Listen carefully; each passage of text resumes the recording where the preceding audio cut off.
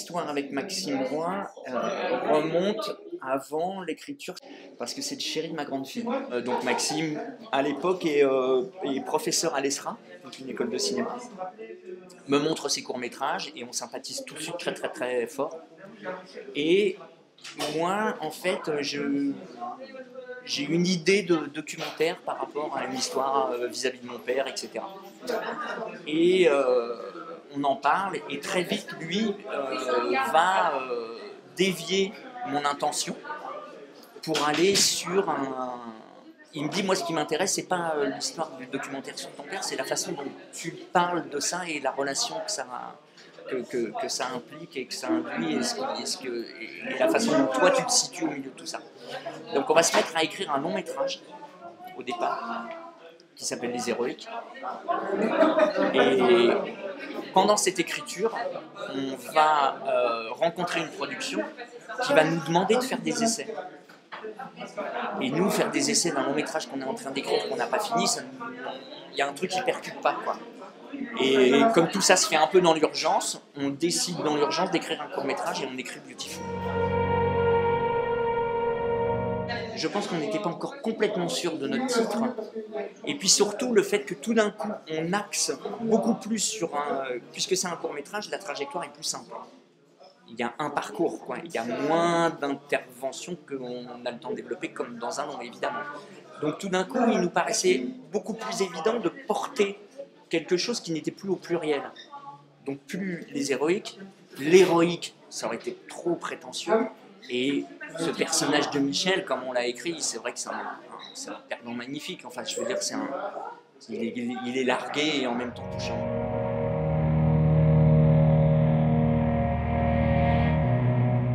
Des losers dans le cinéma, j'en ai plein, que ce soit Harvey Keitel, Abel Ferrara. Par exemple, nous on a appelé loser, c'est aussi un espèce de contre-pied, quoi. Moi, quand j'étais môme, je fais partie de la génération de l'arrivée du punk en France. Il y avait une provocation dans ce genre de termes, quoi, le no futur, les losers. Donc ça véhicule tout ça, quoi. Parce qu'en vérité, ce sont pas. Enfin voilà, je veux dire, tous ces gens-là sont pas des losers, quoi. Oui, bien sûr, parce qu'on a commencé à écrire. Quand on a écrit Les Héroïques, on est parti de mon histoire. D'ailleurs, l'histoire du court-métrage avec le bébé, c'est mon bébé, ça se fait. Et puis ce qui a été très fort avec Maxime dans l'écriture, c'est que, en fait, je pense que toute écriture est personnelle. Donc évidemment que ça a des liens. Donc vous écrivez votre histoire, vous écrivez une fiction. Michel, c'est pas moi. Mais à l'intérieur de Michel, il y a énormément de mon histoire, mais comme il y a énormément de l'histoire de Max. On est tous les deux rentrés là-dedans, on est tous les deux impliqués là-dedans. Là, on écrit autre chose, on y met tout autant, ce sont d'autres personnages, mais en même temps, c'est tout autant nous encore, quoi. Le métier d'acteur, c'est toujours le métier d'acteur. Que vous soyez derrière un micro à doubler un film, que vous soyez sur des planches. Moi, j'ai fait beaucoup de théâtre de rue, par exemple. Après, ce sont des formes différentes. Et les formes différentes, elles sont, dans des envies et aussi dans des opportunités, dans des trajectoires, dans des parcours. Enfin, je veux dire, un parcours de vie n'est pas tout le temps le même, quoi.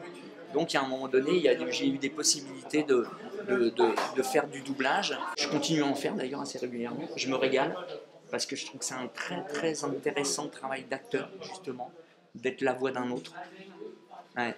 Et donc pour être la voix d'un autre, il faut être dans sa justesse, il faut être dans sa respiration. Mais comme être un personnage, il faut être dans sa respiration. Il y a un truc qui est assez marrant, par exemple sur Beautiful, si je restais moi-même, c'était pas intéressant. Ce qui est intéressant, c'est que je devienne Michel.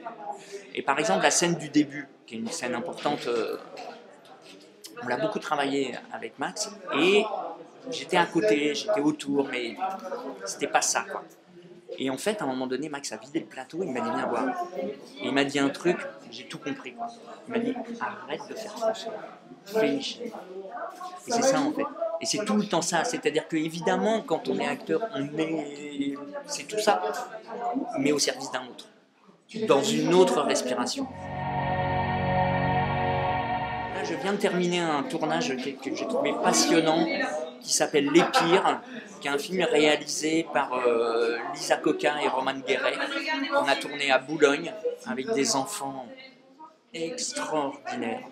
Et c'est l'histoire d'un film dans le film, c'est un très très joli sujet. Qu'est-ce que le cinéma, quand on va dans des quartiers difficiles, qu'est-ce que ça crée comme dérèglement, comme ouverture.